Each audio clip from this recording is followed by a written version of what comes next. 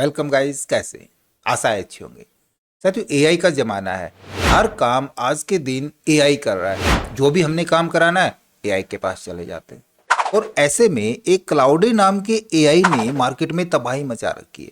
इसके आने से बड़ी बड़ी आईटी कंपनियों के स्टॉक को है वो डाउन चले गए। सारे स्टॉक कम से कम 30 से 40% तक डाउन हो गए।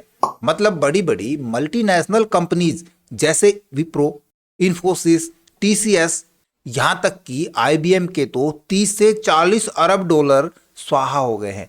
क्यों स्वाहा हो गए? इसके पीछे एक बड़ा रीजन है। वो है एक पुरानी लैंग्वेज, कोबोल लैंग्वेज, जो कि ये एआई बखूबी कर सकता है। आईटी कंपनियों के लिए अब ये एक डरावना सच बन चुका है। अब क्लाउडी क्या है, ये किस प्रकार से काम करता है, कौन इसका यूज कर सकता है, कैसे ये आईटी कंपनियों के लिए खतरा बन गया है, और क्या इससे लोगों की जॉब को भी खतरा है, और ये हमारी निजी लाइफ में, हमारे ऑफिस वर्क में भी हमारी मदद कर सकता है, जैसे माइक्रोसॉफ्ट ऑफिस में या फिर नॉर्मल कोडिंग प्रोग्रामिंग में। ये सारा डिटेल से जानते हैं इस वीडियो में, तो इसमें अंत तक बने रहिएगा। नमस्कार साथियों, मेरा नाम है मनोज कुमार और आप देख रहे हैं अपना टेक्निकल चैनल कंप्यूटर गुरुजी। तो चलिए सीख लेते हैं। सब्सक्राइब कीजिए कंप्यूटर गुरुजी चैनल को और टेक्निकल वीडियो सबसे पहले देखने के लिए बेल आइकन को दबाइए। अब सबसे पहले तो ये जानते हैं कि क्लाउडी एआई क्या है। देखिए, आपने एंथ्रोपिक का नाम सुना होगा। एंथ्रोपिक एआई, उसी ने क्लाउडी एआई को लॉन्च किया है। एंथ्रोपिक एआई बनाता है, मतलब ये एआई मॉडल तैयार करता है। जिस प्रकार से आपने ओपन एआई का नाम सुना होगा, चैट जीपीटी सुना है, वो ओपन एआई ने बनाया है। इसी प्रकार एंथ्रोपिक ने क्लाउडी एआई को तैयार किया है।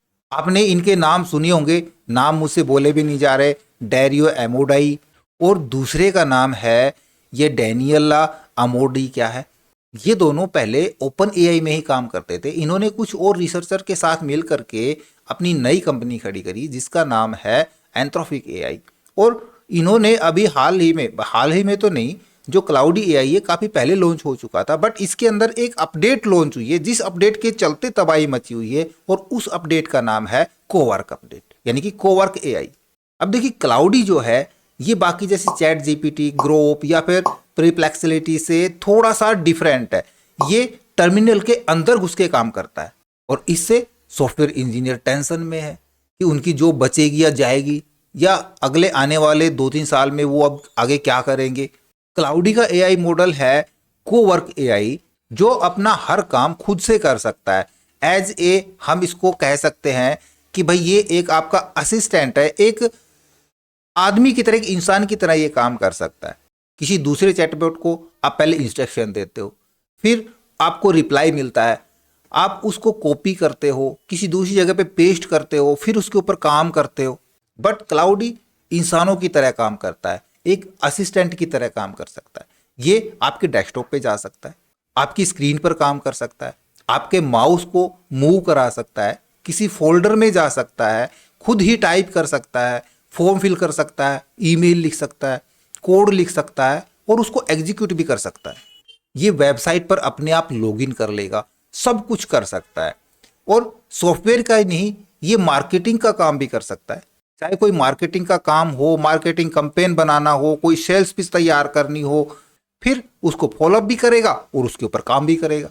इसको बहुत सारे लोग यूज कर सकते हैं। कोई डेवलपर है वो इसका इस्तेमाल कर सकता है, वेब डेवलपर, इंजीनियर इनका इस्तेमाल कर सकते हैं, डेटा एनालिसिस में इसका काम आ सकता है, डेटा साइंटिस्ट के लिए बहुत हेल्पफुल है, सॉफ्टवेयर आर्किटेक्ट इसका इस्तेमाल कर सकते हैं।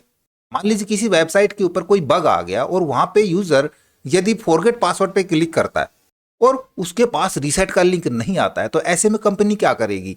कंपनी किसी एम्प्लॉय को टिकट असाइन करेगी कि इसमें ये दिक्कत है, फिर वो उस टिकट को देखेगा, उसमें क्या प्रॉब्लम है चेक करेगा, फिर उसके लिए एक एनवायरनमेंट सेटअप करेगा, फिर डेटाबेस कनेक्ट करेगा, वेबसाइट ओपन करेगा, बग चेक करेगा, कोड को चेक करेगा कि रीसेट का जो कोड लिखा था रीसेट पासवर्ड के लिए वो कहाँ पे लिखा था, डिबगिंग लगाएगा, और फिर लाइन बाय लाइन चेक करेगा।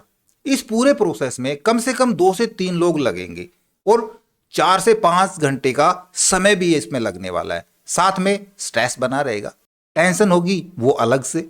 बट क्लाउड ये काम 15 मिनट में कर सकता है, वो भी बिना किसी स्ट्रेस के, बिना किसी टेंशन के, और बिना किसी असिस्टेंट के। वो खुद वेबसाइट ओपन करेगा, सारे प्रोसेस फॉलो करेगा, और बग को सही कर देगा।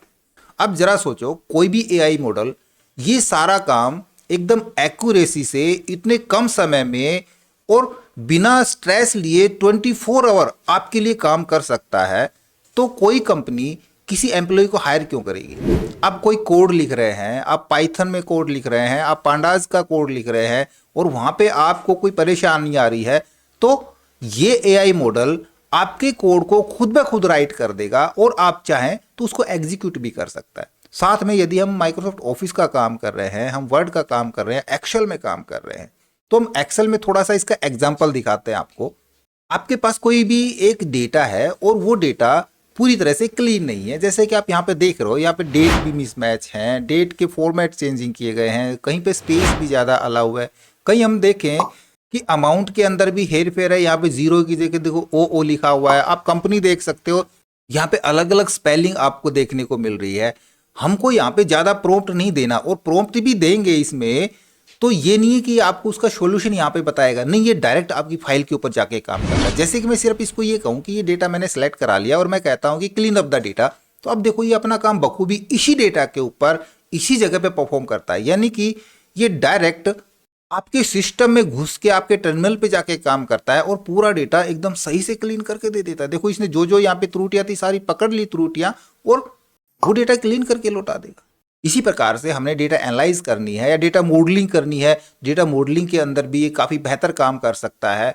डैशबोर्ड क्रिएट कराने हैं, हम डैशबोर्ड क्रिएट कराना चाह रहे हैं किसी भी डेटा के ऊपर, तो ये फटाफट हमारे लिए डैशबोर्ड बना के दे देता है हमारी उसी फाइल के अंदर डायरेक्ट काम करके, ना कि अलग से हमने उसको कॉपी पेस्ट करना पड़ता है या डाउनलोड करना पड़ता है। तो मैंने इसका ट्रायल वर्जन यूज़ किया था, जिसमें ट्रायल वर्जन के अंदर सिर्फ 10 अटेम्प्ट मेरे को मिले थे।